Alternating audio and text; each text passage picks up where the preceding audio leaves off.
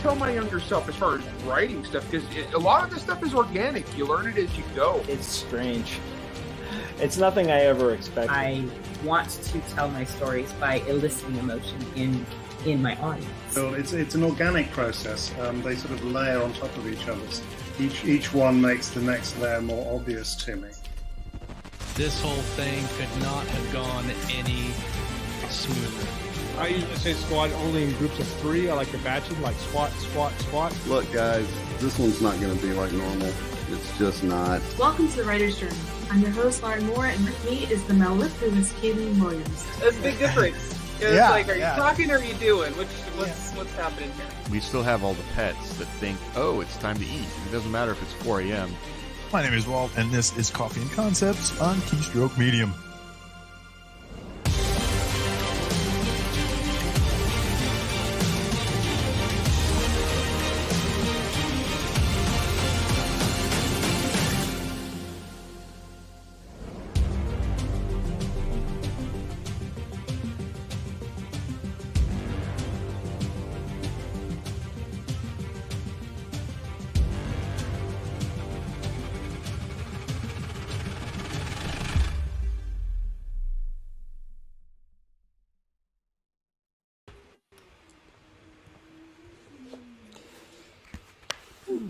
So much dramatic music. It's like reading time. Wait, hold on. Makes me miss everyone. It's so glad. It's so good to see you guys. Finally back. Welcome back. Good to be back. Happy 2024. 2024. Late. New year, new month, same book. Old book. Old book. Same book. Yep. Same book. Yeah. Continuing the adventure. I think we can finish this. We can do it. We can do it. But then Ken's going to have to repaint his wall so it matches the book, because this right now kind of matches with the green wall. It does so actually, doesn't it? It's about the right color green. Is that Jalowi's house behind It you? could be Jalowi's house. Right? Yeah. there you go. We have an assistant. You have an unpaid intern back there doing some work. That's my intern. I think Does gets she make paid coffee more too? than Chuck. She does not make coffee. Beautiful art. There you go. It's very nice. It's beautiful. Very nice. All right. How's everybody been? Good. Desperately reading to get ready for tonight, but I think I'm caught up. I'm not quite there. I'm a little short this time, but next time I'll be ahead, which is not any better than being short, really, if it gets right down to it. Well, you kind of need that thing. Yeah. Yeah. Mm-hmm. Yep. Some headroom there, so I'm good to go. Wait, Ken, we can't hear you. Oh no, can't hear. His lips are moving, but there is no sound. There, how's that? Yes, perfect. There you go. Now we're back. My mute button. We don't want that. Next week, after the Super Bowl, you're gonna have the sunglasses and. Yeah, I know, right? Yeah. Well, we talked Either about that or you're gonna look very dejected. It's hard to know who we follow in this house, because I guess we mostly go by my youngest son. He's the most into it, and he's a Jets fan, which was a tough year. Oh. But we also like KC, so we've been watching them. And but I've always been a 49ers fan years and years ago, so I'm just really conflicted. I don't know who to go for. Well, obviously I'm going for the Chiefs, but this is Eagles territory near Philly. You gotta Eagles. You gotta be an Eagles fan. Well, there's a Kelsey. We have no geographically. We don't have any teams because all the teams are in. You can be an Eagles fan too. They're all in Jersey. There you all go. The training's in Jersey for the Jets and the Giants and. Yeah. Well, not the Giants. Well, I guess there's the Bills. The Bills. Isn't there one in New York where two different sports teams use the same stadium? At the Giants. Yeah. Well, but so you can be the Eagles. They have a Kelsey, and we have a Kelsey. That's right. So it's all covered. Is it the same Kelsey? Yeah. Brothers. Alrighty. So much sports ball tonight. I know. I'm not the best at it. You know who's the real winner? My 13-year-old explains the rules to me. Real winner of NFL is Swifties, right? See, that's right. That is right. All right. Well, we should probably dive right in and get going on this. Yeah, we are past the halfway point of the Dragonbone Chair. I think this is our sixth or seventh chat. Yeah, this is the beginning, or this is where we're at. Right? 31. So we're reading The Dragonbone Chair by Tad Williams, book 1 of the Memory, Sorrow, and Thorn. And we're following along Simon's journey, right? Simon Mooncalf. And he's on the struggle bus, right? He's really having the time of it. From the beginning, continuing. Yeah, he's probably one of the perfect. It's a little bit more one of the orphans that is absolutely completely clueless about almost everything, right? He's got a lot of very specific castle knowledge, and outside of the castle, he has almost no knowledge. But fortunately for us in the reader, we actually get knowledge from all the other characters that tell us things, right? So I think these next few chapters, we actually get a lot of more of that expanded knowledge that everybody else shares, so we can see the bigger picture, the zoom out that we need to have from outside of Simon, right? Because we're not going to understand the whole picture until we get the political lay of the land, right?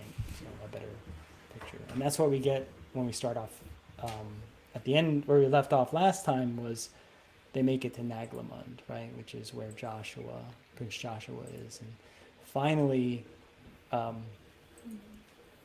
Simon meets up with Prince Joshua again, right? So, but he doesn't actually meet him right away, right? He noodles around the castle for a while, right? So, and learns a few things. So. And we're in the section there where he's going, where the wolf is in the castle, and he gets, making sure I'm kind of getting back where we were at, where he goes to see the wolf, and then.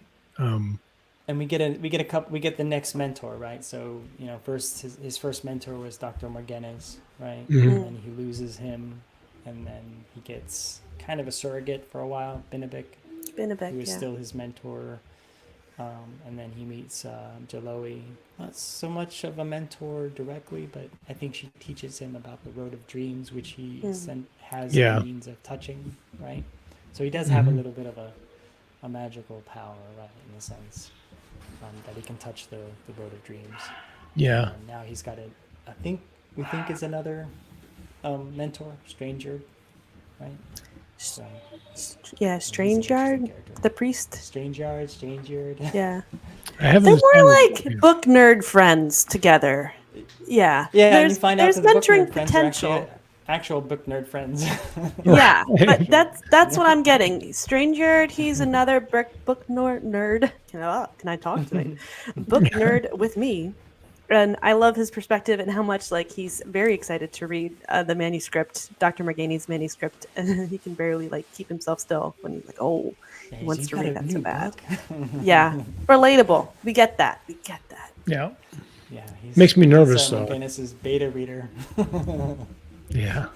There you go. So. We also see a little bit in this chapter some new characters, right? We see some old characters. We see Towser again, who we get a little bit of information out of him, but I think that comes in the next chapter. Towser was the old Prester John's fool, I guess. And kind of is confident too. So it was. I mean, he has potential to have a lot of inside trading information. Yeah, he's got a lot of inside information. It just doesn't deliver it very well, right? And I think that's where he actually meets the Prince Joshua later, right? And Joshua kind of, strong arms him into just delivering the information directly instead of trying to spin a tail, right? So, and then we meet Borshiva, Prince Joshua's wife, girlfriend, wife. They're married. Wife, actually, I think. I thought she was more like a mistress because Simon gets very embarrassed when he sees her. Oh, I thought it was his wife.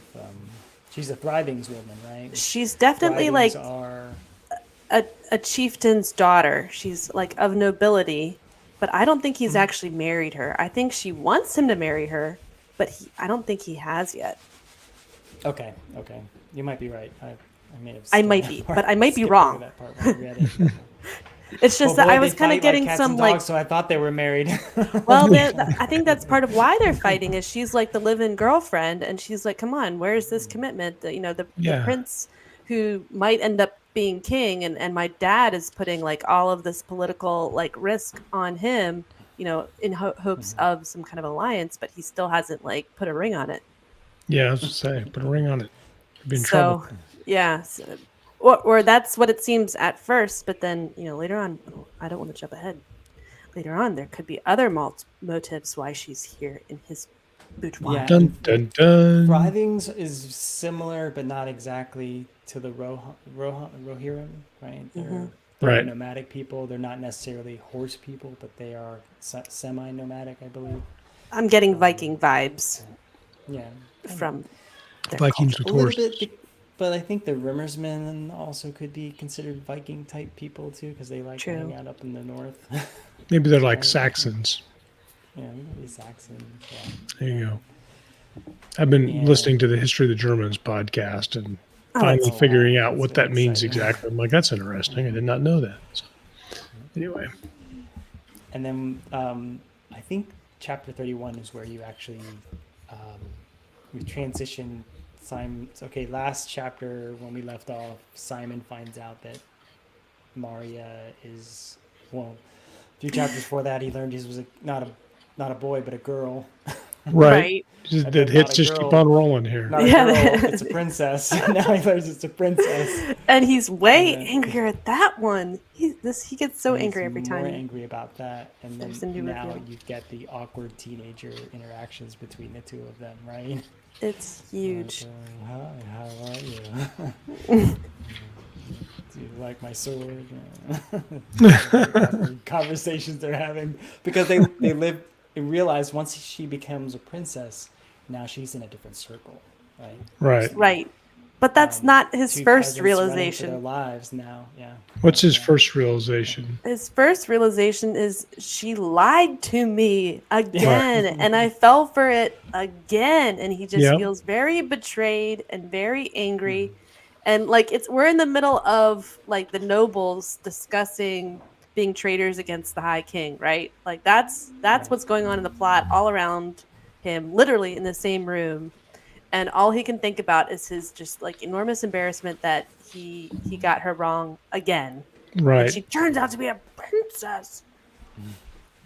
How dare she? How dare she? Yeah, how dare she be a princess?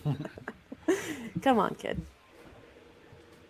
And then, but he tries to make up for it, right? He tries to face her down, tries to confront her, and it ends up just being awkward. Because he turns into an awkward teenager, right? Yep. Yeah. Because she's so pretty. And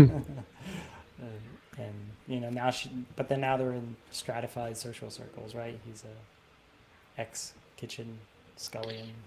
Right. Well, and he's far from home too. He's kind of doesn't really have a circle of anybody. Yeah. He's actually almost kind of just homeless, right? Yeah. He's a vagabond. Yeah, vagabond. Yeah, he's no better than Cadrak, right? The guy that took him for all his money last time we met him. Yeah. But this is a pretty good chapter because we get back to Joshua. We see that he's kind of somewhat marshaled his liegemen together, right? They're not completely sorted out. So right. Okay. Thought I would point out. Should do another wolf. Fat wolf. Okay. And we get a bit of a war council, right? Simon's actually brought into the war council with Benedict. And again, we get a little more of the tapestry of the lay of the land, right? Joshua can't just openly defy King Elias, right? He doesn't have the men for it yet, but not everybody's on board with open rebellion against the king. On board. And Joshua is not even necessarily on board with it, even though he was, imprisoned by his own brother. He still is kind of the reluctant prince, right? Well, what I don't get is like, how do you talk about rebellion in a room full of people that you haven't already all signed on to said rebellion? Kind of risky. Right. Yeah. Like any one of them could go back and sell everyone else, in the room to Elias for Elias's favor. This is great info. And you have some of these lords are like starting to count the costs. Like, well, it's going to cost me? And then what's his name? He's lost everything already. And he's like, we obviously need to go to war. But, of course he would, because he's nothing to lose. They've already given away his lands. And they get my stuff back, but they took my stuff, and I have no money to get my stuff back. Yeah. Can you loan me some stuff to get my other stuff back? Exactly. Yep. There's a few good passages in here, but since we've been reading this book for a while, we've really enjoyed a lot of, I think, Tad Williams' prose. Even though it's 30-some years old, it's still really kind of sings up the page. I love one of the great things that he presents is Joshua is the younger brother, but he also appears to be the oldest and wisest brother, right? More mature. More mature, yeah. One of the great lines I picked up was about Joshua himself, right? Like, he looked tired, worn by care as surely as a rock is worn by weather. Like, that really tells you how tired he is as a brother. He's like, he reminds me of like describing like Murtaugh from Lethal Weapon, right? I'm real tired of this. Get too old for this. Put up with this sort of thing. What do you guys think? It's been hours and hours in this first chapter, but I kind of enjoyed this. I love this setup of, like you said, the back and forth of, do we or don't we? Do we just open rebellion? What's the real? The problem is I don't think they know the real story, right? They don't know the why, and I think that's where the onion gets peeled back over the next couple chapters. I thought it was a good representation of the fact that it's a big deal, because like lots of movies and stories and stuff, the king's bad, everybody knows it, and they rebel, and then you fortify or whatever, but in reality, if you weren't directly experiencing it, it would be hard to take your entire people to war and risk everything. So I like it. Gives us a little bit of credibility, some street cred, I guess. Yeah, remember we're at the end. Kind of the setup of the story is the end of a very long peacetime period, right? Yeah, they're used to peace for like 30, 40 years, right? Almost the entire lives of his children, they have been at peace, right? So now they have to decide, wow, we have to actually go fight. I have to go fight now. I think they're ready to fight, but are they really ready? I think that's where a lot of the doubts in Joshua's mind are. Do you have the capability to make war, right? The money, the coffers is probably most of it. Right. The motivation. Well, it's all going to depend on where you stand to lose, what you stand to lose, and what your risk, cost versus reward. But it is. I thought that was interesting. It's kind of frustrating because as a reader, you want them to do the right thing, and you can see the danger coming. But the realism is that that's just another form of conflict. You got to get people. You're not just going to do it because you said, yeah, you have to. Well, and they're feudal lords too. So if they commit themselves to rebellion, they're committing their people. Mm-hmm. Like all of the peasants, all of the family members, all of the friends, that have been your family friends for generations. You're committing all of them to war too, and you'll probably lose, which means your feudal lands will be taken and those people will be destroyed. A lot of them. It's heavy. You put up a great point that comes up later in one of the later chapters, right, where they think that we don't have any men around to help us, and one of the other princesses is like, they're working. It's our job. Right. They're actually going to be working. They're killing people, or they're going to be killing people. We got to take care of the chickens and the animals and the livestock, right? So all of this is really heavy discussion, but the narrator is this teenage kid who literally is more upset about his friend turning out to be a princess. Like, that's the last line. Damn, he hissed, then turned and hurried away from the room, his eyes pooling with shameful tears because he saw the princess and they made eye contact, and he's devastated now. In the middle of this council filled with heavy stuff. Yeah. Like, so with the council, like, the noblemen walk in and we get the description, and it's seen through the teenager's eyes, and we hear the heavy talk. It's again kind of filtered through Simon. His attention keeps on going back to Miriamel, and that's how the chapter ends. We know why the narrator that Tad uses Simon, because this is the main character from the beginning. But what was the effect for you guys, like hearing all this heavy stuff told through a teenager? I don't know. I like that you got the politics of it, but you didn't really necessarily get the impact of it, because you got the words as the reader, but Simon's like, oh, whatever. That's not, I'm hearing it, but and so the reader's getting it, but Simon's kind of like in one ear and out the other, right? Yes. Yeah. Well, you're not going to have to. It's not a blow by blow, because since he has the distractions, it allows the Tad Williams to draw back and refocus in, so he didn't have to tell every single. You can do every single element, which would be probably boring. So the reader can pick it up for themselves if they want to. They get some. They don't have to hear every single detail about their argument. Yeah. Yeah, in the hands of a newer writer, it could be just pages and pages of discussion back and forth. Oh no. Right, and painful detail, and you get everything that you didn't really need. Right. You're right. It's a good way to control the pacing a little bit. So that's good. Yeah.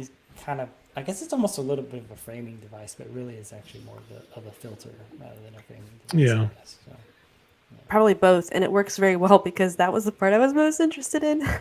Yeah, kind of keeps you engaged, right? If you're not into the political lay of the land, you're like, come on, Simon, give me something here.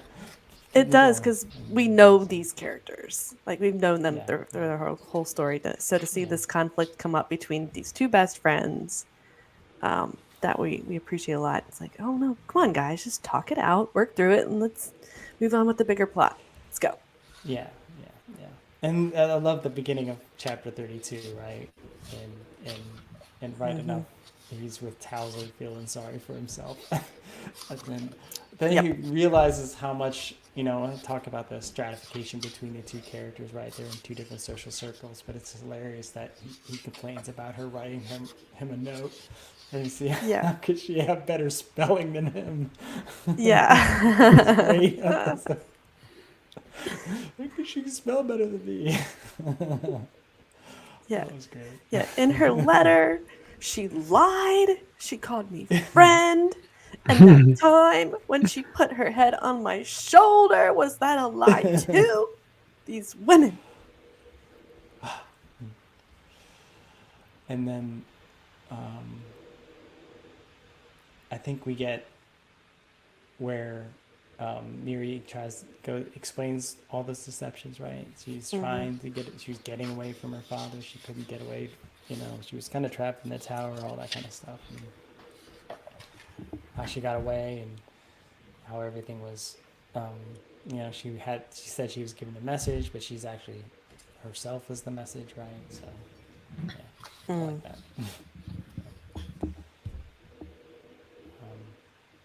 And I think we get a little bit about Duke Isgrimner, right? How he came.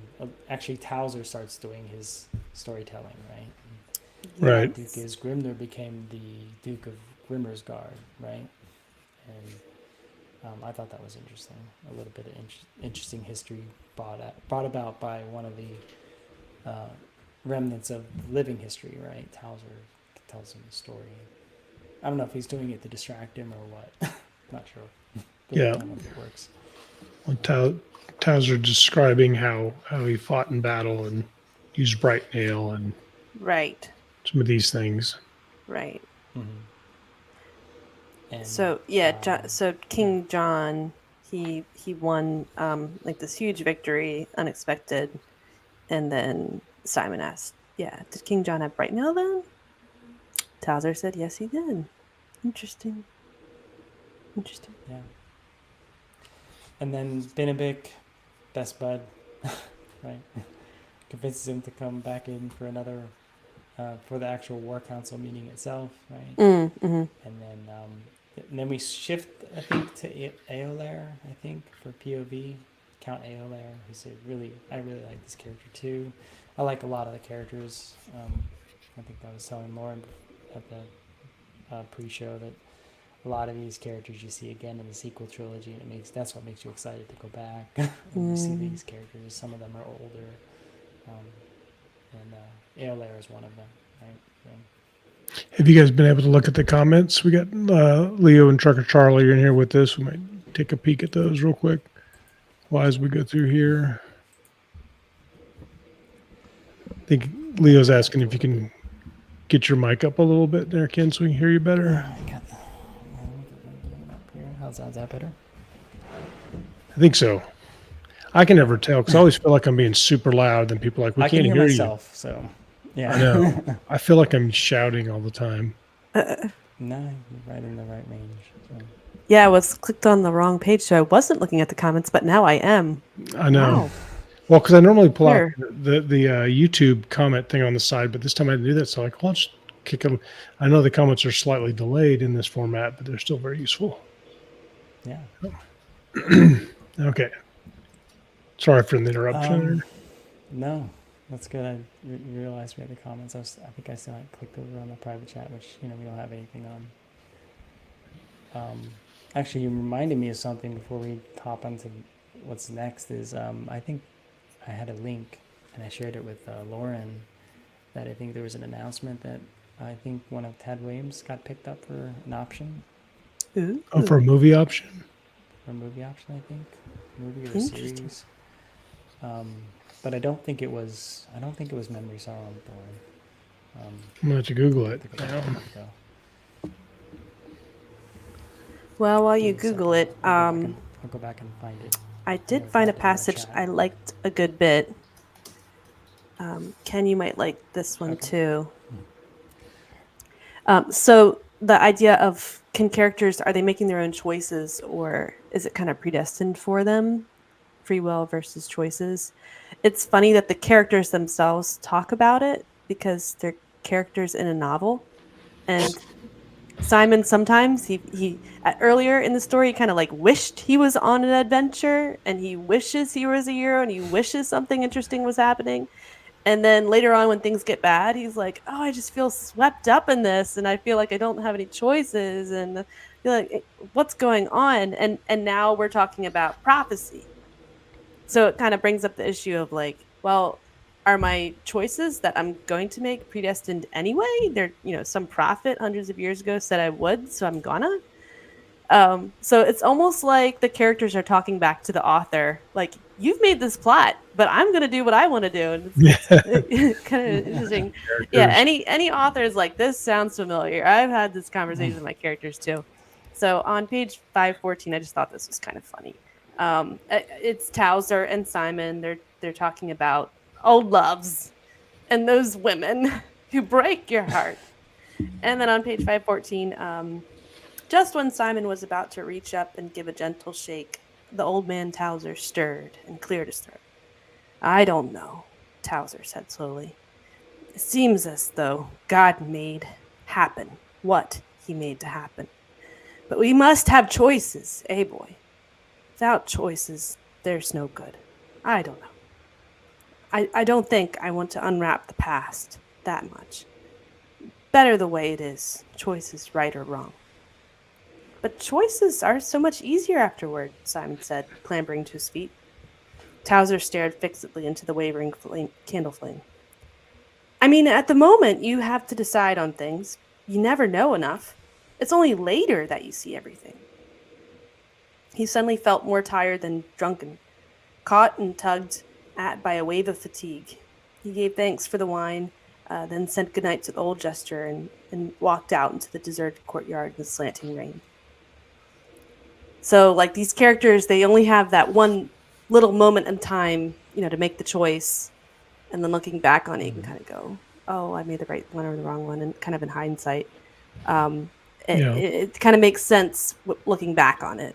When you have all the information. When you have all the information. Right. Yeah. But at the moment, you just have the choice between right and wrong. That's it. Yeah. Yeah, you can only make the decisions based on, the knowledge that you have, right? Well, they're doing a lot of running for their lives. So, I mean, what are you going to do? What are you going to do? So I did put a link in the private chat, Lauren. It's, if you've never read Tad Williams before, so Tad Williams he has several novels, right? He has Tail Chaser's Song. I think there was a little bit of a series out of that. But he's very much known for the Memory, Sorrow, and Thorn fantasy. And then after Memory, Sorrow, and Thorn, he wrote another 4-book trilogy called Otherworld. And that was Otherland. Science fiction. Otherland, not Otherworld. Otherland trilogy. It's very Snow Crash-esque. Very Snow Crash, Otherland. lots of VR. It's got these different virtual worlds that kind of get hopped around in with the main character. And so the Witcher and the Wheel of Time producers are partnering on a TV adaptation. So I hope they don't mess it be up. Interesting. So, to me, I think if you were gonna test the waters, try with Otherland first, and if you do a good job of that, maybe we'll let you go and do Memory, Sorrow, and Thorn, because we don't want that one messed up. I think it would be easier from a special effects standpoint to do Otherland and that sort of thing. I think because it's a little bit. It's a lot of you can play around with it a lot, right? The story's got a lot of things going on with it, but you could really kind of shape it a little bit as long as you keep the main thread. It's a lot like Snow Crash. And I've said this about Snow Crash before, is that when you read Snow Crash when it was actually published, because I read Otherland back in the late 90s, I guess, and the internet was not the same as it is now. And the idea of, it was a kind of a neat idea, like, oh, people are living in the cyberspace, but it didn't really make any sense. You're like, why would you invest so much of your time or money in cyber real estate? This is, and so you had to kind of get past that. Suspension of disbelief was way harder in 97 than it would be now. Because now it's like, oh yeah, everybody's online all the time. You can totally see somebody disappearing into the internet. But back then it was like a new concept. It was like explaining a new color to somebody, and you're just trying to figure out what color this is, So I don't know. Yeah. Snow Crash is fun. I don't know if you read that, Lauren. I think put Neil Stephenson really, I think, on the map. And it's a bit it's a bit of a satire, right? But it's really a lot of fun. Had a kind of a weak ending, I thought. I mean, well, not weak, but not nearly as unique as the first half of it as far as the uniqueness.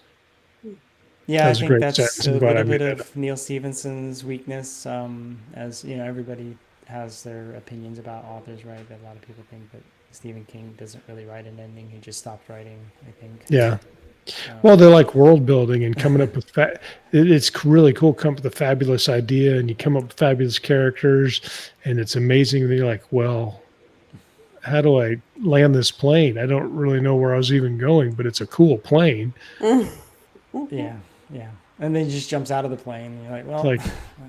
Then they arrived at their destination. The end. The end. Yeah, well, his characters famously fly the plane, and then they just start making choices and fly it wherever they're going to go, and it's like, here goes the plane. Yep. Yeah. It'll get there when it gets there. Fly that plane. when it gets there.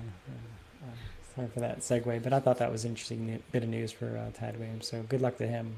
Yeah, obviously you'd like that to do well. Anything that brings more good science fiction and fantasy. Be great. Yeah, that's the thing that we're having a big dearth. I think especially this year, 2024, we're having just a lot of recycled things, right? Things that have been done before, reboots, sequels, in the movies, prequels, reboots, TV series of movies. Yeah, even Lord of the Rings is getting another trilogy, right? And are they? Series. I hadn't heard that one. Yeah. Doesn't need it. Doesn't need it. Peter Jackson did a great job. So. I don't know if it's the same where you're at, but Wichita is really big with movie theaters. We have some really big movie theaters. And, we had one of the early IMAXs and, because there's nothing else to do out here. We have no mountains. We have no oceans. We just have movie theaters and food. That's it. That's mostly which is, sounds pretty great, right? Yeah. But I remember we had, when the people came here to film Cops, every time I talked to them, they'd be like, man, you guys got good movie theaters here. And they, of course, have been all over the country, but they were really impressed. So I say all that to say that now you go to the movie theaters, and one, they changed ownership a little bit, but because of all the strikes and stuff and the general state of the movie industry and streaming, like they're like playing like random repeats of stuff. Like you could watch Die Hard, or the other day they played the Barbie movie again, which went to video a couple of weeks ago or months ago. And then we went and actually watched the college national football championships because they played that at the movie theater. And so we went, and it was me, my son, and one other guy. Because the speed of movies shifting to streaming has accelerated and if you don't catch the movie in the theater, a month it's gone. Unless it's an incredible blockbuster like Barbie was in theater all summer, right? Because it. Well, then they brought it back for a few days. The whole Barbieheimer, right? They're playing lots of Bollywood type indie action films here as well too. RRR. Have you seen RRR? Yeah, whatever that segue. That's hilarious. I cannot get anybody to go see that with me. I wanted to go see it. Really? I've heard it's crazy. It's so fun. Yeah. But what I meant to say was that we're doing a lot. We're getting a lot of recycled stuff, but there is just as writers we know that there's just a wealth of untapped reserves of interesting ideas and stories and IP out there that's just unmined, right? But, you said 2020. Go ahead. You said that 2024 hasn't seen new stories, and I'm like, oh my goodness, I've had so much trouble scheduling this show because at Wargate we've got so many books coming out. I've just been slammed as an editor. I mean, I'm loving it. I'm loving these stories, but it's just like book after book after book that they're coming out and they're rolling out. And I know that Scott, you're working with Variant Press. Yeah. And you guys have loads of books. Yeah, coming out too. So there are great series out there. They're just, I think, untapped. And that's why I'm not disappointed, right? I mean, it's very easy to get disappointed in seeing, the movie industry to kind of recycle things. But I'm like, as a reader, I'm not limited. I'm not limited at all. Yeah. And I can go back and it's just like watching an old movie, right? You want to go back and I don't want to make another movie the same thing. If I want to see that, I'll go back and I'll go back and watch it. Well, if I want to go read a book, I go back and read the book. I don't want another version of the book. I just want to go read the book. Yeah. Well, and I've got to. Oh, God, that's what Charlie was asking. It's Charlie. It's not a monster. It's one Guinness. of these. Speaking of movies, nothing to see. We actually went and saw Aquaman 2 a second time because my son and I really like to go to movies, and so he's like, "I'd see that again." Well, they're always drinking Guinness in that, and so it was an impulse buy and whatnot. But yeah, no, I'm at the age where they start doing movies where I'm like, "Don't remake that movie." because I don't want them to. I'm always like, don't remake the good ones, remake the bad ones.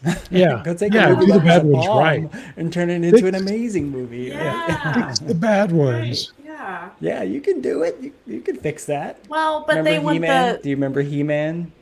They're trying to bank on the Remember nostalgia, right? They want to make Yeah. sure the money makes a lot of bucks. So they'll here's this one that was already popular that people already paid for. Let's just serve that audience. Yeah, no, they're about making money, and they want to go with a known commodity they can get a guaranteed. And I guess to be fair, when you're spending $300 million or whatever they spend now in movies, you kind of want a sure thing financially, or else everybody loses jobs and it ruins their lives. So yeah, don't want that to happen. But Well, I still think there's plenty of good There's movies. value in developing new things, right? I mean, if we didn't develop new things, we wouldn't get, The Martian, right? Which is Yeah. based on a great book that turned into one of my daughter's favorite movies. Who wouldn't have known? She loves watching The Martian. I think they should have. Times. I think they should have more involvement with writers in those, because like the times we interviewed script writers, when you part of the process, you get notes and you have to address these notes in your script. But the notes can come from anybody who has enough influence to write you a note. So you get notes from the actors, you get notes from the directors, you get notes from the set people, you get notes, all these things that people want changed, and they're not optional, is what I've been told. And so that's why movies suck. It's not because the writers are bad, it's because they write a movie and then somebody goes, well, you really need a banana stand in this movie, and you have to put it in. And it doesn't fit, So what's the great thing about being an author is you only got one set of notes, and it's the editor. The editor book. who takes things out. Unless you count your beta readers. Yeah. Take this out. Stop saying the word again. Again. Yeah. And get rid of that banana stand. Yeah. Banana stands. Put banana stands. Space. They don't have paper. They don't have banana stands. Stop running them over with your starships. What kind of story are you writing?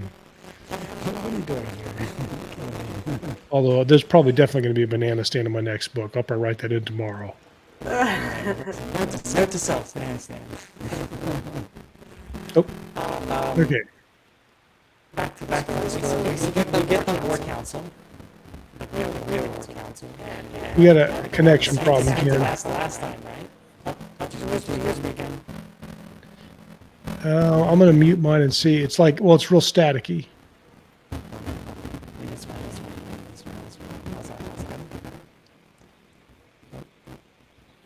It just changed. I don't know what's going on there. Is it my mic? Okay. No. Mm-mm. No, we were both, Lauren and I were both, I don't know. Maybe I spilt my monster on your drink from here. Yeah, you spilt your monster on. Yeah, work on it real quick. Seems like it's going away. Oh, I know what happened. It switched back to my... There, how's that? Is that better? Switch back to your car. Yeah, no, you're back. You're perfect. Yeah. Charlie says that's... switched off of my mic. There we go. Charlie says, that's why I like to watch a movie then listen to the book to see what stupid stuff they did. Yep, there you go. Yeah. There we go. R2D2 Ken. R2D2, yeah. Ken 2D2. Ken 2D2, yeah. More Kenergy. Yeah, there you go. You're Ken enough. Let's continue. Yeah, that's right. So, I'm enough. Speaking of remakes, did anyone get Gandalf vibes when Jarnuga, is that his name? Jarnuga bursts his way into the chambers and joins the council? Theoden King. I mean, Prince Joshua.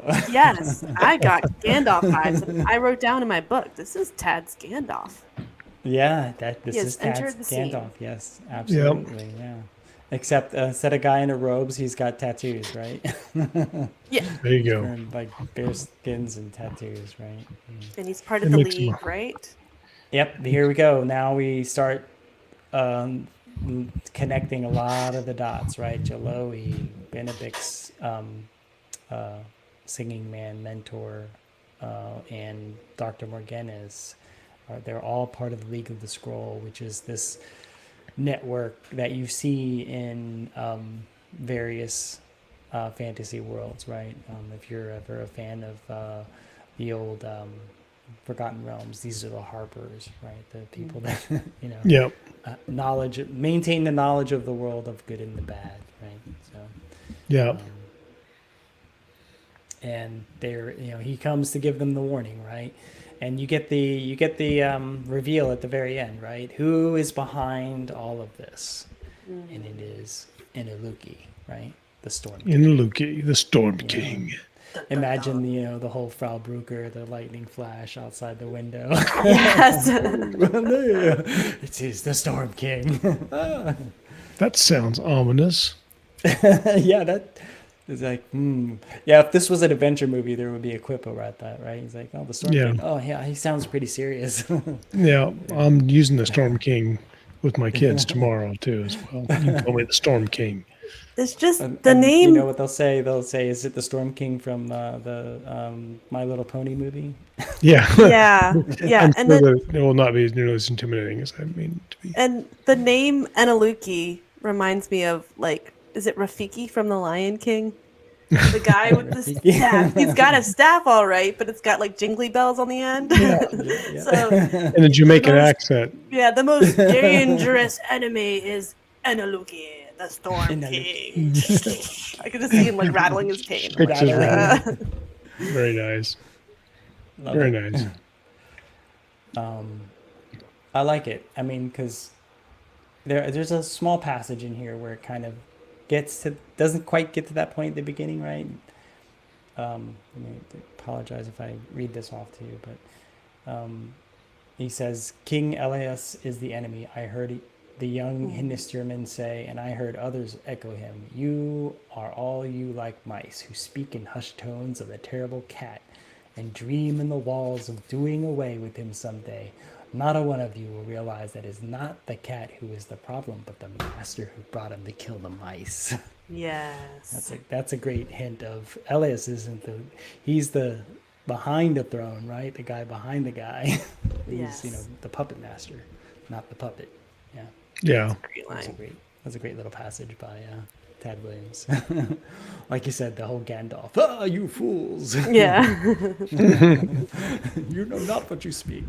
Yep. But I like that chapter. That's a great chapter. Chapter 32. Agreed. Yeah, Anything good else one. on that one? I think we'll hop on to chapter 20.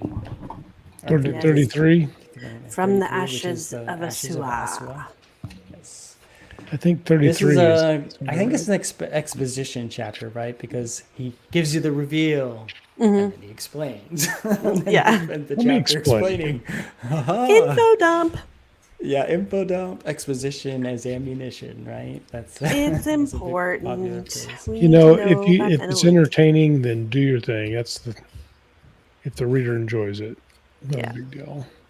Yes. It's just when you're doing it, not realizing it. Yeah, I generally like this chapter. Jarnagua tells the tale of Inuluki, right, and the League, puts that all Yeah. together, and then, but as they get deeper into the information, Simon's head's, he starts getting dizzy, getting faint, and Hearing voices faints, again. Actually, right? And he starts hearing voices because we got it as the reader when he was at the Anger Stones, right? What was happening? And Right. he was there, but he somehow lost the knowledge, right? Thought it was a dream, then forgot it, And then as he hears Jarnagua's story, he starts putting the pieces together, or at least the reader can kind of, and he can figure out who was who in his dream. Mm-hmm. And then he hears from one of those demon Sithy red hands people. Yes. And it's kind of knocks him out, right? Yeah, well, he screams and Basically. then faints. Yeah, he screams and he faints, and then he wakes up and he kind of remembers, right? I saw the sword. And there's the princess wiping his And the forehead. princess Is that a lie too? Liar! Liar! Liar! You're pretending like you care for me. Wait, that feels good. Keep on wiping. Yeah, go ahead and pretend. That works for me. That's so terrible that you're helping me. Yeah, I like this chapter. I don't know. I think this is good. Like you said, exposition chapter. We got the reveal, and then we got some explanation. But it's also having an effect on Simon. So Tad Williams makes it interesting, right? So. Right. Well, I think that the fact we're hearing the story and we're putting the pieces together makes it fun too. Yeah. Because we're it's like active listening, active reading. reading. And we're deeply invested in the characters. Yeah, you're invested in it. You're not trying to. You're not trying to outguess the writer, right? You're not trying to jump ahead of him. You're trying to really.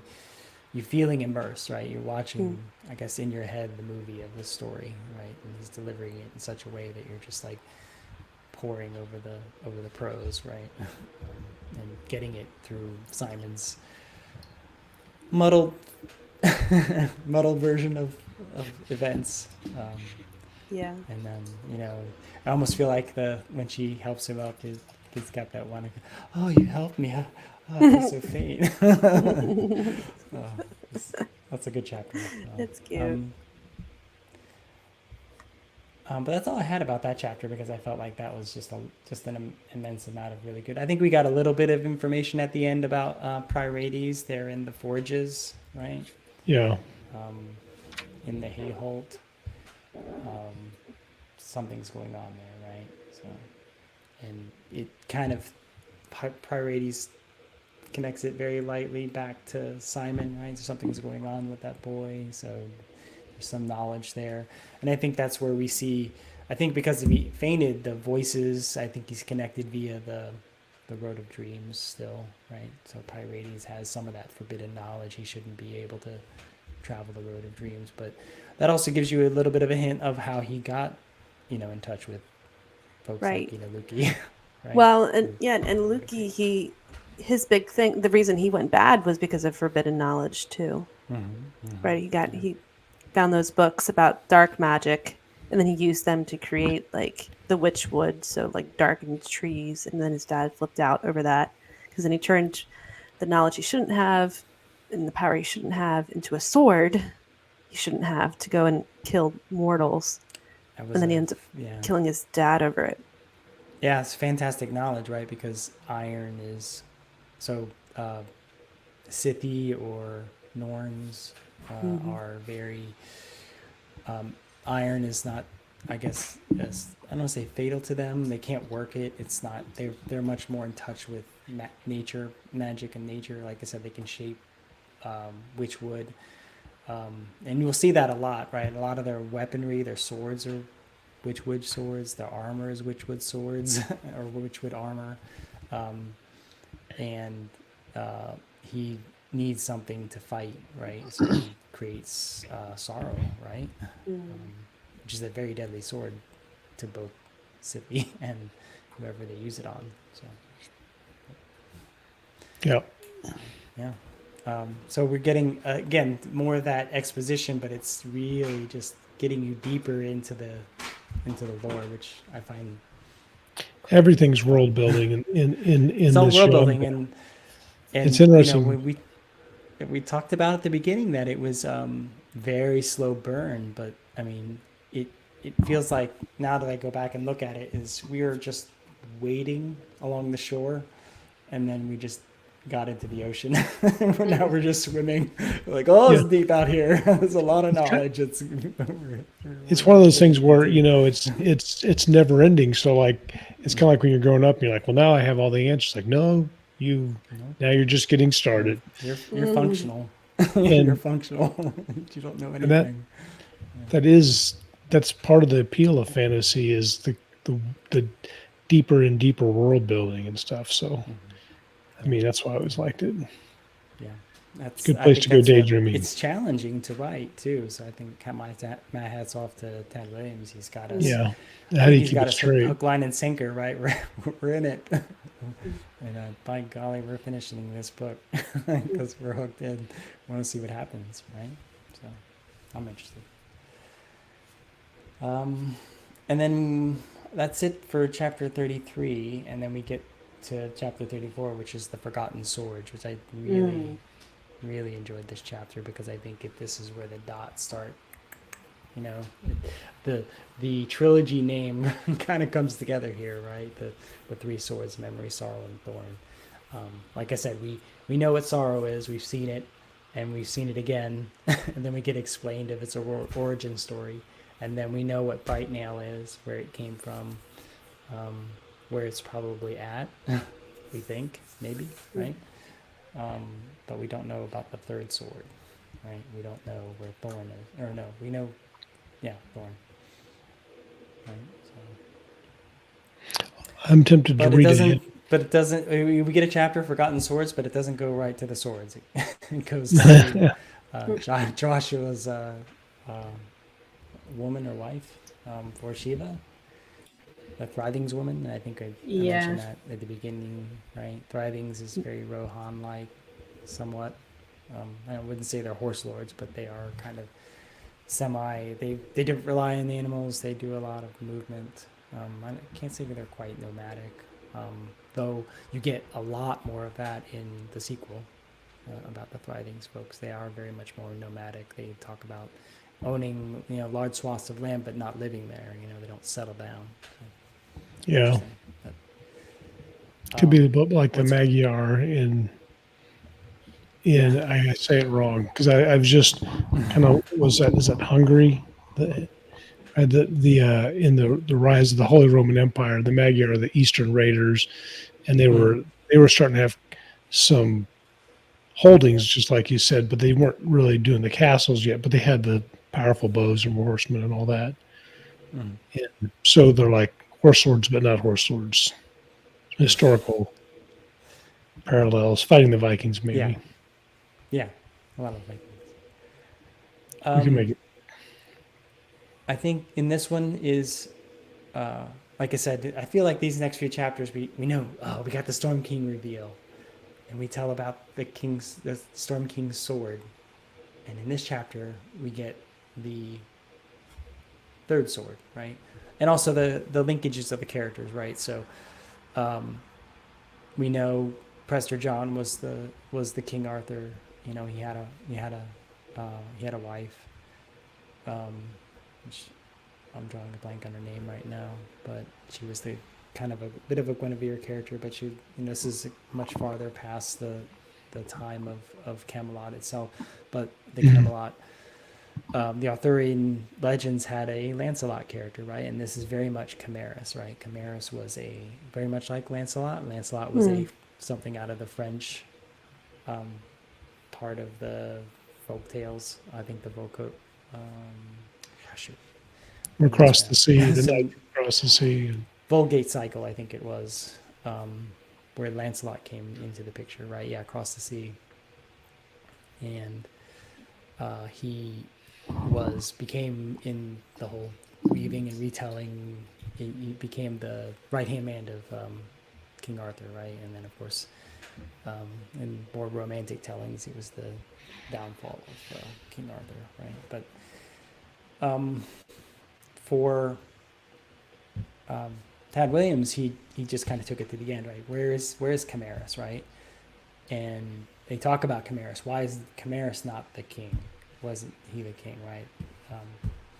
And Towser, great person he is, just tells the story. Oh, let me sit back and tell you a tale. And that's good. You learn a lot about Camerus, and then you learn about Camerus had a very legendary sword, right? And there you go. We've got all three swords talked about in the last 2 or 3 chapters, which I think is great. I don't know. And I like how Camerus's Lancelot life mirrors the actual. If you think about it, I talk a lot about Prester John and Lancelot, but also if you fold the path of the 2 characters of the 2 brothers, right, I think is very interesting between Camerus and his brother versus Elias and Joshua, right, in different ways, right? I think Camerus was the younger, I believe. I don't know. I find Camerus interesting. I won't give away too much for Lauren, but he is still about. He's still about, and he vanished, right? That's part of the story of the mystery of, if you don't know where the person is, he had a sword, and where's the sword? You got to find the person, right? So, or maybe they're separated, right? I don't know. I like this chapter again. I'm very enamored with a lot of the exposition that he kind of lays out in front of us here, and he does it in a great way. So. And we got a lot more Simon and Mary. Right. What I love about this chapter is there's a little bit of a reading, I think, right? Which always gives me a little bit, very slight. I don't think Tad Williams can quite reach the level of Tolkien. Tolkien has that extremely famous phrase about the one ring, right? Yeah. Three rings for the elves and one ring to rule them all. Right? One ring to find them. One ring to bring them all, and in the darkness bind them. Yes. My dog found her way in here, but then she couldn't get out because she came through my son's room through the bathroom, and my door is shut, and she's looking at me like, "What?" Let her out. She's not the smartest dog. Or she just knew she could make me do what she wanted, which was to open the door. Anyway, I'm sorry. Yep. That's why I disappeared for a second. Please use your thumbs, human.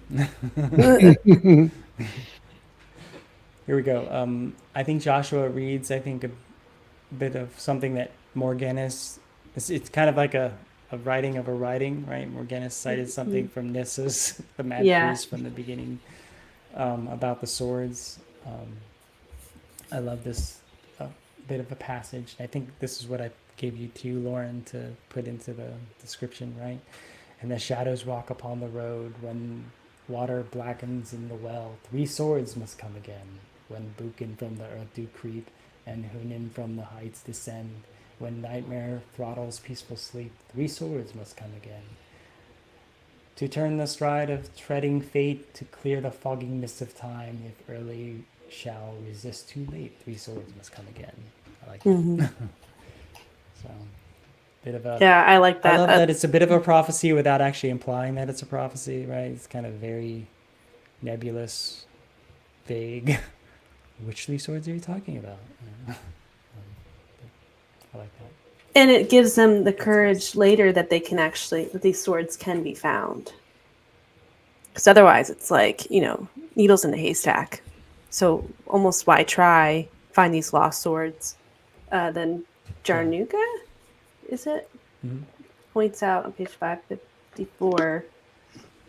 It no doubt would have also seemed an impossible chance that Morgani's work would have survived the destruction of him in his chambers, Jarnuka said, and his voice was stern, and then would come safely through danger and despair to us here, so we could read Nisa's prophecy. But it did survive, and it did reach us. There is always hope. I like that. There was always hope. Oh, I found it. I found a good passage that talks a little bit about Chimeras and the Guinevere character. And I think this is what Towser said, right? Yeah.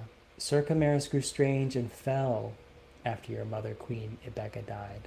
That's the Guinevere character, right? He was her special protector, and he worshipped her the very tiles she trod upon, as if she were Elysia, the mother of God herself. I always thought he blamed himself for her death, as though he could somehow have cured her ill health by force of arms or by purity of heart. Poor idiot. Good, nice dig there, Towser. Good job.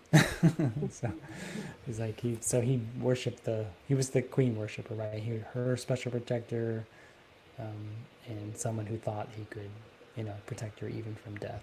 So I think that tells a lot about Chimeras without actually showing you Chimeras, right? He only lives in the memories of the people that remember him, and the only person that actually remembers him right now is Towser, right? I don't think Joshua was old enough to really remember him, right? So he's kind of one of those enigma characters that we're not going to see until, gosh, I can't remember now. So I'll be looking until go back and find out when he comes back. Spoiler. Yeah. Spoiler. He doesn't come back the way we want. So. Yeah. We'll get there. Sounds bad. Ruh-roh. Ruh-roh. But I think we get we come back. We talk a lot about Chimeras. We talk a lot about the ring, I think, that Benedict has. Not the one ring. To rule them all. To rule them all. Just generic ring. Just the League of Scrolls ring, I think it was. Well, it says in Scythy, dragon death on it. That ring, right? You're talking about the same ring? Yes. Okay. And I think,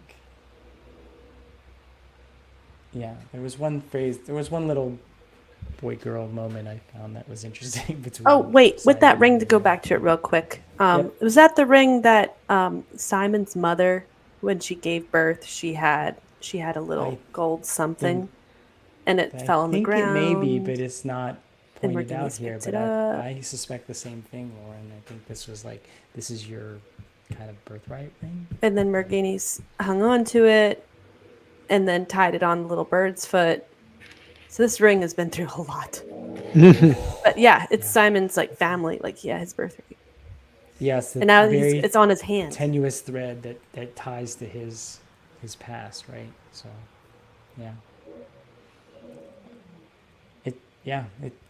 I feel bad for Simon, right? He has no family. He is the prototypical orphan boy, right? Who has a lot of starts off with a lot of surrogate parents, like Rachel the dragon, the other dragon, and a lot of people that were taking care of him, and then he's had to go out alone, but he's got a lot of help, right? So because he's just a likable doofus, for lack of a better term. Mooncalf. He's a good kid. He just needs some growing up, right? And Benedict is doing his best, right? So,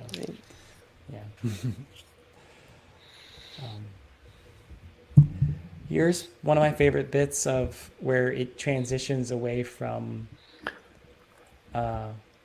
Miri is just, she lied to me, she's not my friend, blah blah blah, and then it turns into something else. And I think Tad Williams actually handles this really well. If you indulge me. So what page are we on? I think we're at the. I have around my 570. ebook says it's 203, but it's the second to the last passage, I think, in the book, toward the end, where she gives him the scarf, right? Kind of the old knight's favor, if you remember. Yeah. So he thought of it and her smile when she kissed his cheek, and he felt something smolder into flame inside of him. It seemed in some way he did not fully understand that a single torch had been lit against the vast gray chill looming in the north. It was only a single point of brightness in a dreadful storm, but even a lone fire could bring a traveler home safe. I like that. So you're telling me he likes her? Yeah. There's a lot of good words there to tell me he likes her. Yep. I like that. And then we get to Sluttig for a little bit, right? But first, Lady Vorjeva is back. Oh, that's it. She's back. And she's back, and she's talking to some monk who's flattering her, and she. Oh yeah, we know who this guy is, right? Gives him a mission, but doesn't tell the reader what it is, and he wants his money, and she says, "Of course," and she hands him money. So she's doing something underhanded and sneaky with a monk. Yep. Those monks. You can't trust the monk. Well, we've met some sneaky monks before.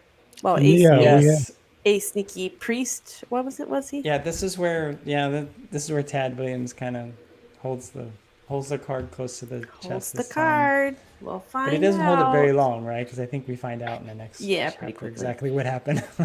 So. And that's it for me on chapter 34. I don't know if you guys had anything else you wanted to point out here. I've reached, this is about this chapter's where I didn't have it read, so I'm trying to remember from 30 years ago, which from last year. Yeah, You're From like, use last your year. mind, your powerful mind, Scott. Yeah. Yeah. Anybody know hypnotism will try to hypnotize you and send you back in time. There we go. When you read this book the first No, I don't know. time. I don't know if we wanted to go back there. I remember working pretty hard not to be there and to get to here. We'll see. Chapter 35, The Raven and the Cauldron, which I thought was... I feel like this one's... we get a lot of exposition about, hey, what happened over here? Hey, Chimerus, he was cool, right? And then the bad guy with the sword, he was pretty bad, right? Something's going on here. But this one... so we got a bunch of exposition. Now I think Ted Williams is like, well, I gotta start moving some pieces around on the board. So we get a lot of POV hopping in this chapter. Yeah. And I think it's just trying to give us a sense of things are starting to move, right? So right. Without actually jumping right into any sort of battle, right? So we go back to Megwin, which I think is she's like our Eowyn character, minus the swordplay. Right? Yep, minus the swordplay. Yet, we might see that later. Yet, who knows? Okay, all right. Yeah. Spoilers. And then the men are already gone, right? They've already sent off the men, and the women are already complaining about having to do all the work. And of course, Megwin, has got the bigger picture. Is like, they are working. They're going to go killing people is work, I remember that. If you ever read Gates of Fire by Stephen Pressfield, I don't know if you've ever read that, Scott. It's a book about the Battle of Thermopylae. You're muted. You still muted? Can you hear him? You're muted, Scott. You're muted still. And we desperately want to hear what you're saying. Yeah, we want to hear what you're saying. That was great. Do it again. Yeah. No, I said I know about the book from reading with the War of Art and all that. They talk about the Gates of Fire, so I put it on my list, and then of course now I had to go back and see where it is on my TBR pile. We talked, but anyway, that's a great book. Not all of Stephen Pressfield books are always all great, but that is one of his great ones. It's got a great phrase. It's got a great passage right in the middle of a book that leaders love to tout as a great exposition on how leaders should lead. It's a great book, but one of the things that stuck to me in that book was there was a phrase like, "War is work." These guys have been defending the gate of Thermopylae for a while now, and killing people just makes them tired.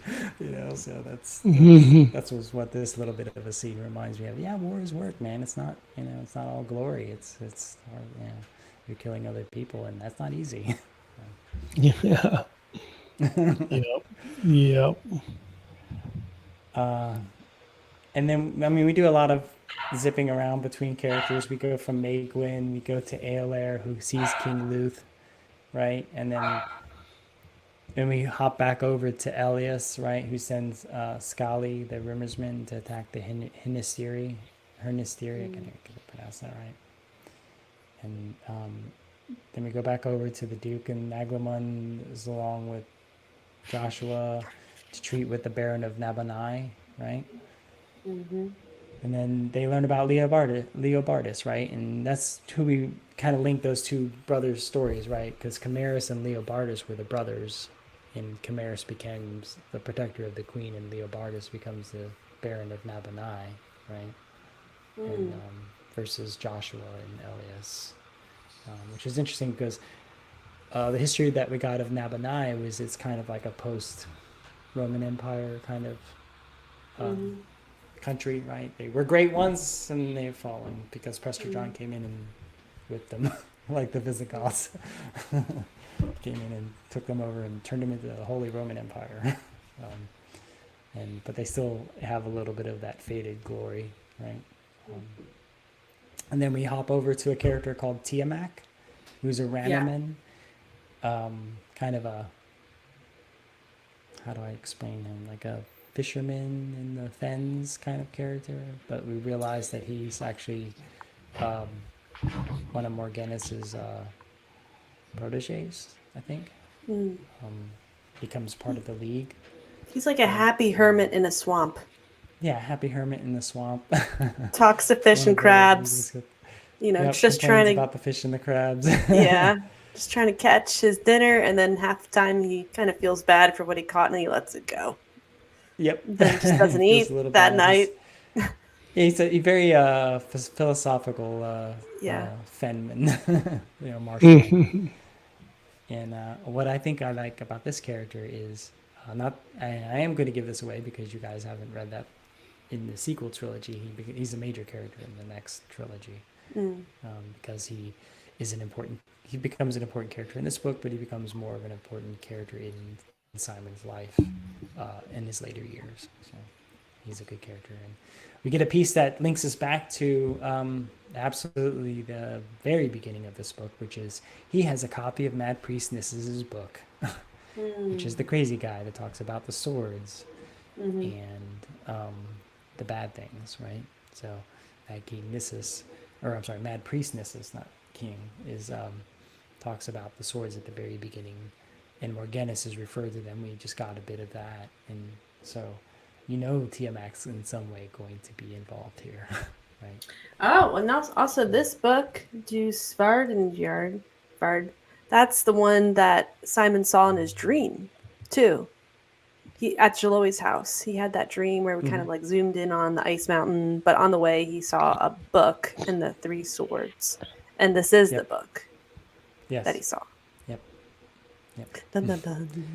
Dun, dun, dun. And then towards the end of the book, or towards the end of the chapter, we get to Sangfugal, which is Joshua's minstrel. Yep. And he's hanging out with Borshiva, and they get in trouble. But they get in trouble for a different reason, right? Joshua's mad for one thing, and it turns out that there's an even worse problem behind that. And this is where I think, like you said, Lauren, you see a monk, and she's giving the monk money. Then we find out in this chapter who the monk was, and everybody that's reading the book is face palming, right? Brother Cadrak. I'm pretty sure Cadrak's never a good character. Like, what's your protagonist's name? Cadrak? The Cad. Cadrak. The trustworthy. Cad. Cadrak. Anything with a I feel like the trustworthy is an ironic name. Anything he's with one of those tack guys in it is probably never. Yeah. And then we lose. We get what I think we're going to get in the next probably batch of chapters. What we'll be reading is a journey, right? Muriel has been taken away by Cadrak, and Vashiva, with all the greatest intentions, tries to. I think as Muriel talks her into sending her to Nabanai, to her home in Miramund, right, to speak with Leobardus herself. And Joshua's tearing his hair out because I just got promises that we're all good to go, right? And you tell me you sent off my only token protection to secure me something that I already have. Great, good job. Thumbs and up. with Cadrak too. Yeah, with Cadrak, the most trustworthy person you could find. So, nice. What is that? What's that? A moonlighting moment where they're yelling at each other. Yeah. It's not my fault. Yeah. So, I think that's really it for chapter 35. I don't know if you had some really good discussions here, lots of arguing. I think it was a lot of fun at the end. And as a reader, you're like, oh man, the hell, where's Simon gonna go? Because they're gearing up to do something else, right? So Simon gonna run off and chase after Muriel, or is he gonna follow his I guess quest? Right? Yeah, we want to know about those swords. They're supposed to save the universe. Yeah. Of the book. In the book. Okay. And we have what do we got? 20 chapters left, I think there's 55 chapters in the book. We're coming up at the end slowly. So for next time, if you guys are interested in chapters 36 through 40. 36 through 40. 40, yep. And then my last chapter is 44. So I think the 44. next one's going to be our penultimate episode. Oh, that's right, you're right. It is 44. On book 1. 55. But yeah, we'll be coming up on 2 more book chats for the Dragonbone Chair. And then I think we can decide there. I think, Lauren, I don't know if when you get to the end here, I think you're going to want to keep going. Cliffhanger. I don't think Scott or I would mind at all to go into the Stone of Farewell, which is book 2. Right? I like these books. It'll be a good time. Now, if you think this is a slow burn in no. Chair, I think it does it burn simmers slower a lot in Stone of Farewell. But it really is just, you feel like I feel like it keeps you going along because it's really just stacking you up to the apex of it is Angel Tower.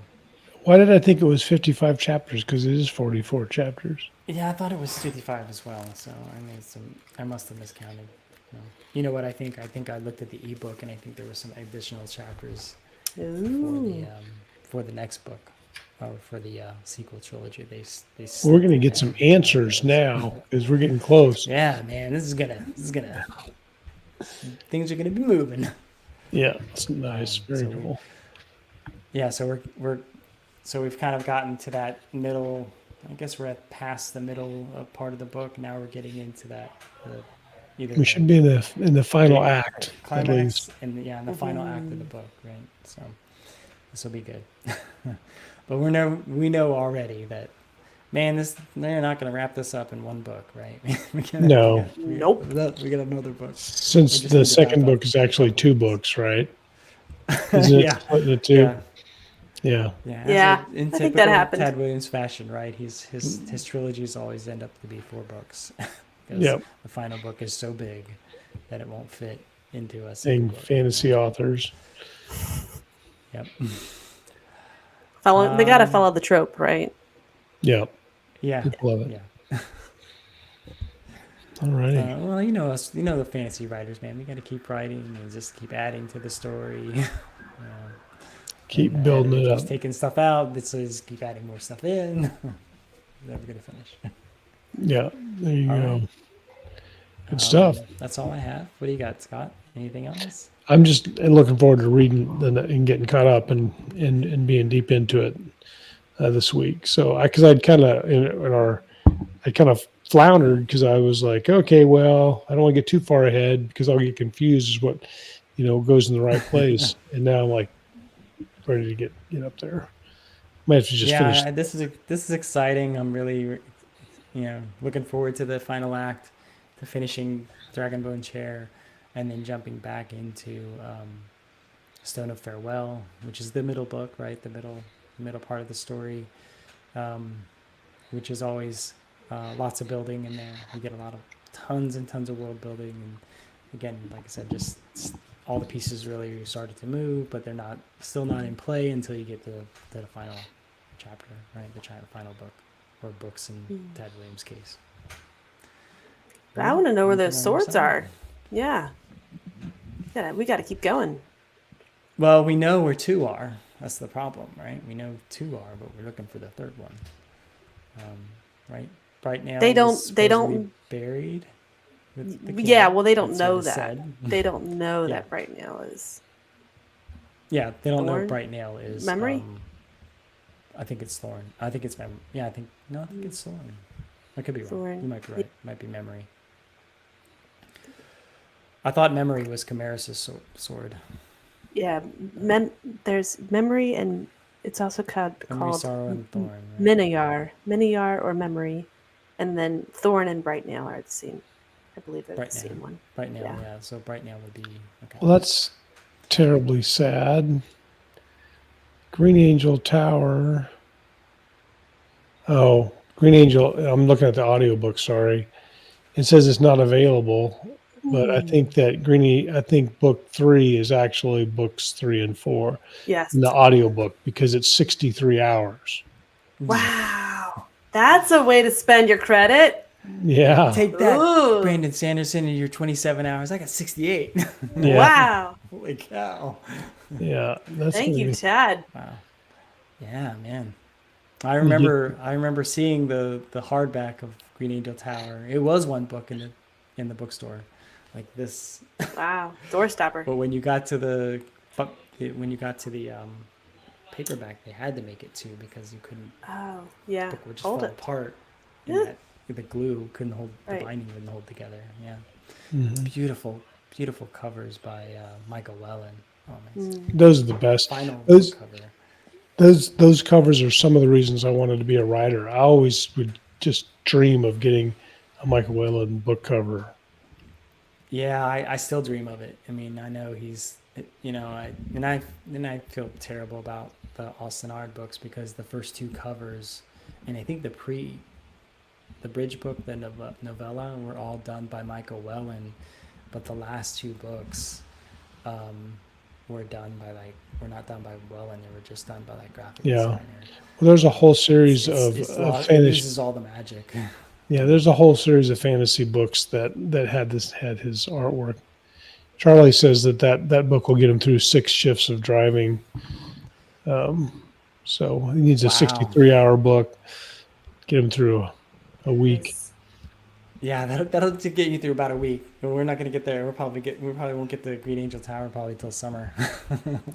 I need to do that during hopefully Summer less of time if we meet 2025. Oh gosh. I think that's it. Read 36 through 40, and hopefully we won't have 2-month break to get through the next 5 chapters. But it's over the holidays, and I'm good with it. Yeah, we're good with it. Since- We'll meet when we can, right? Since we're getting paid so much to do this, we 2026. Charlie knows. He knows. He knows.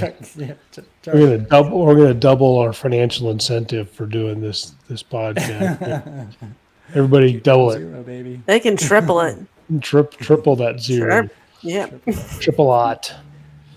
All right. Well, good to see you again. Yes. Good seeing you guys. Good to be back. This was fun. I'm sorry that I was like double messed up the time, because first I think I was like 7 o'clock. It's like I got 30 minutes. I'm gonna just keep stuffing my face with pizza. That sounds amazing, though. Oh, I'm then I was really like- happy for you. Yeah. Well, I am too. I have a happy belly right now. Yes. Go crawl into bed. Yeah. Well, I'm gonna start hitting the gym tomorrow morning, and I'll probably listen to the next chapters while I'm there. And so, I'm doing that thing where you're like, I'm gonna eat what I want tonight. Tomorrow, I'm gonna be good and work out. That's right. Yeah, I think so it's chest day for me. Yeah, there you go. Yeah. Is it Monday? No, it's not Monday. Monday's International Bench Day. Oh, right, Ken? I'm off schedule. Yep. Yeah. Yep. International Bench Press Day is Monday. I did not know that. Yeah, if you're gym bro lore, I don't. Yeah. Or you could just bench every day. I think we should bench every day. You need rest days. Yeah. Yeah. Here's how you get a rest day. You get like a burrito bowl and you eat yourself into a coma. And then you can't work out because you can't move. Oh no. I'm passed out in the alley behind it. Yeah. Sounds delicious. Bench press this burrito. There you go. All right. Well, good deal. I guess we'll schedule it probably next week-ish, and we'll burn through that, and it'll be awesome. We'll get through it. We're coming around the corner to the final 10 chapters of the book. All right. Good night, everyone.